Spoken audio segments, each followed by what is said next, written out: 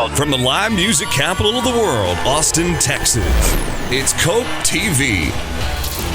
All kinds of accolades. Nyla Magazine calls you country's next big thing. Rolling Stone says you're one of the 10 country artists that we need to pay attention to. When you read and you hear about that, do you just go, all right, you still got to pay my dues, or you get flattered? How does it roll off your shoulders? It's definitely flattering, but yeah, I think at first it's really exciting, and then you realize it's another day and you got to go play prove shows yourself and work. Right. Yeah. And you brought your guitar player as well. Yes, Ethan. Ethan, welcome to KOKEFM in the Live Music Lounge. Thank you.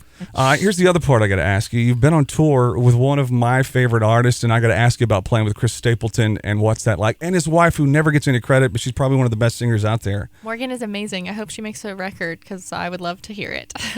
But yeah, I went out with Chris earlier this summer, and we're going out again beginning of January. And I've known them for a long time.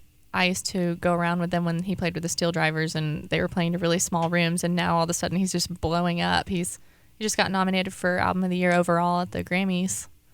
You see that, and you know him all away from. He seems like a very calm, genuine. I mean, I saw him at the Ryman Auditorium. He gets a standing ovation, and he had his back to the crowd, and they basically had to, push him out there to take a bow to the crowd, and he gets all these accolades, the CMAs, the Justin Timberlake.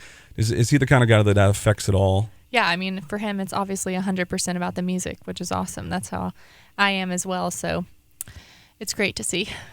You performed and were a part of the Ralph Stanley album. Yes. Okay, Ralph is my favorite singer of all time. Really? So that was like the greatest thing ever. It's a record that they made that it's available at Cracker Barrel. And yeah, that's definitely a bucket list experience. And you worked with Miranda Lambert on her Platinum CD. I did. I sang on a couple tracks with her on that. That was super fun. And then locally, our buddy Stoney LaRue, did I hear that you did some work with him as well on his album? I sang in his last 2 studio records. And we did Natural High, the Merle Haggard song, together on his last record. That was really fun. I really liked that experience because I sang on a lot of the songs on that record, and so I felt like a part of it. Hanging out, if you just tuned in, Aubrie Sellers is in studio with us, and you brought your guitar player, and we got to hear you sing. All right. You mind doing one for us? Yeah. We'll do Sit Here and Cry.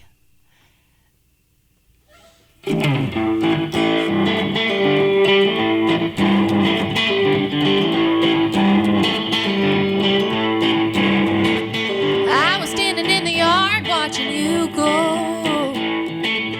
You only been gone about an hour or so.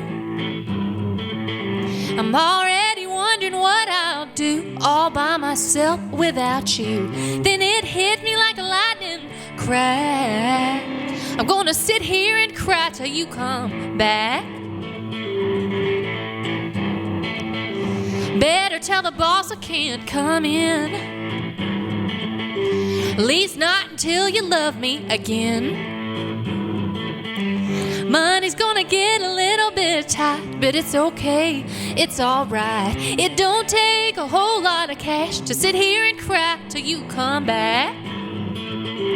Sit here alone wondering why, counting every tear that I can cry. Broke down train on a one-way track, gonna sit here and cry till you come back.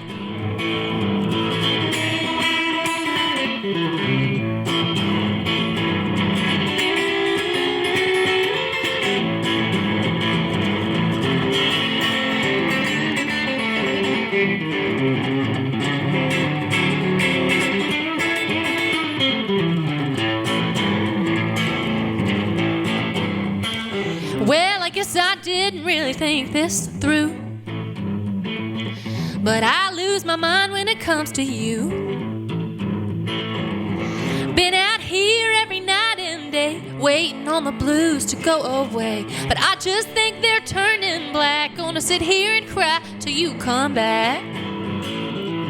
Sit here alone wondering why, counting every tear that I can cry. Broke down train on a one-way track, gonna sit here and cry till you come back. Feel like I'm gonna have a heart attack. I'm gonna sit here and cry till you come back. Sit here and cry till you come back. Sit here and cry till you come back. Yeah, very good. Thank you. It is Aubrie Sellers. If you just tuned in, live in the Music Lounge, brought to you in part by our friends at Rebecca Creek Whiskey. And let's just state the obvious. And I know you want to carve out a career of your own and have a name of your own, but you sound a lot like your mama. And I think that's one of the biggest compliments that I could pay you. Thank you. I take it as a compliment. And I haven't mentioned it because I told Rita I was going to try to get through the whole interview without mentioning your mom is Leanne Womack. Yeah.